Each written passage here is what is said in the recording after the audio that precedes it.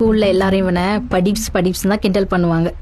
காலை கனவினில் காதல் கொண்டேன், கண் விழித்தேன் அவன் காணவில்லை.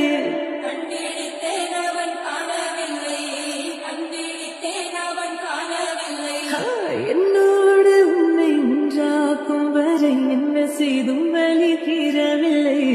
கண்ணால் கண்ணே என் கண்ணால் என் உள்வர